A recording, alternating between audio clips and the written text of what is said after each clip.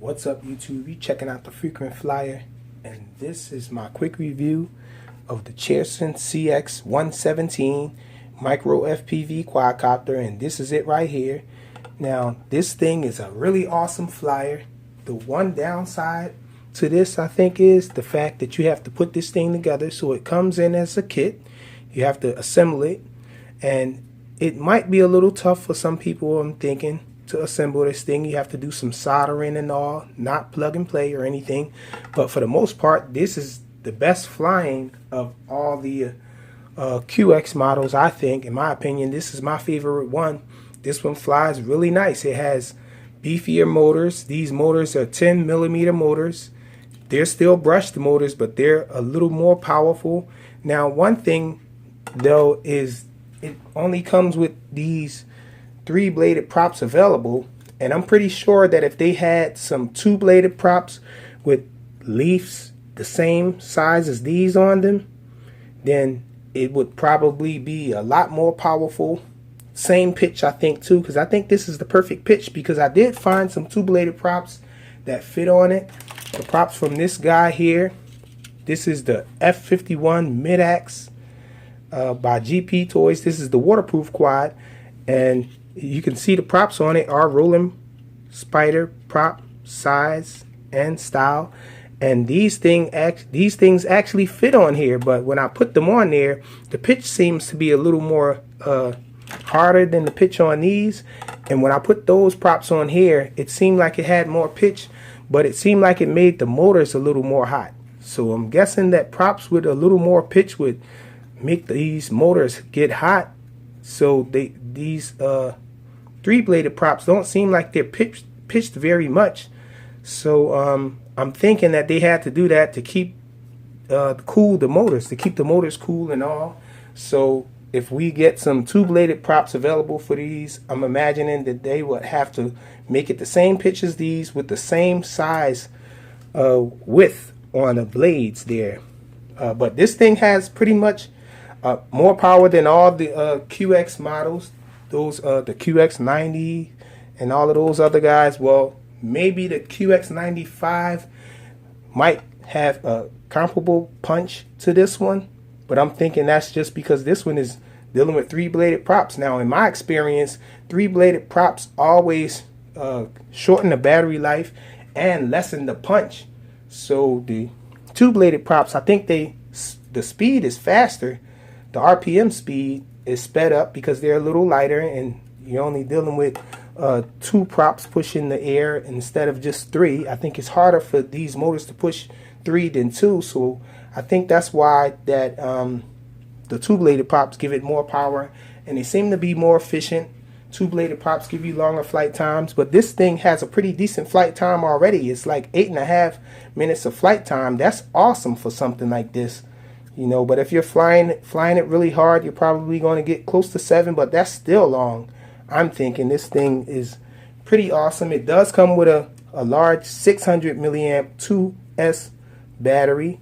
Oh, I forgot to mention that this is a 2S copter, so I don't think it'll support 3S though, but 2S is pretty much okay with, and it has the micro low-C connector on there, so you can use other batteries. And I have used the battery from the Furby FB90. I mean, not the Furby, the Fat B FB90 is what I meant to say. That's the one that I have, and it comes with 2 of these batteries here.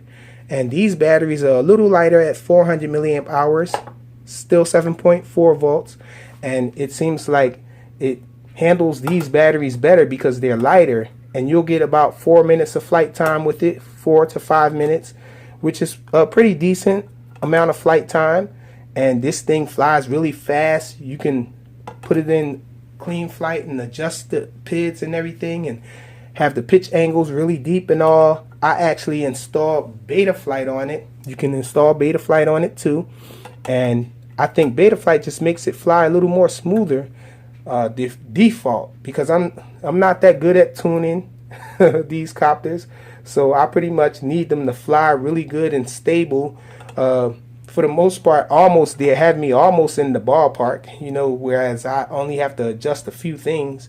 And This thing, once I put it on beta flight, it was flying really smooth. It actually was flying okay in clean flight too, but beta flight, it seems to be more smoother, and it seemed to wobble less with beta flight installed.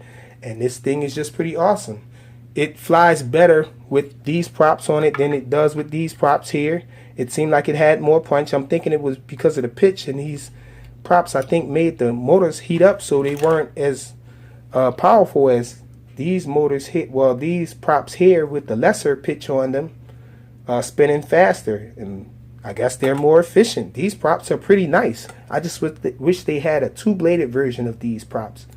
So if you're listening, Cheerson, come on, offer us that two-bladed version of these props here. But pretty awesome copter. It seems a little more beefier. Here's the CX-95. This CX-95, I was thinking about adding a buzzer so it doesn't have the top plate on it, but as you can see, it's about the same size, just a little bigger. It looks a lot more beefier because of the side plates and all covering up the innards of it. And I did add a buzzer on this thing. It doesn't come with a buzzer. I think a buzzer is a must for these because it helped me find it one time. One time it went down and I had no idea. I had pretty much an idea of the area it was in, but it was a lot of trash and and it was like really grassy and stuff like that, twigs and all. And I was wondering where the heck it was. I was wondering if it was on one side of the fence or the other side, and I was able to locate it with the buzzer on it because I set the buzzer up to a switch and just had it go off. And when I got close and I found it.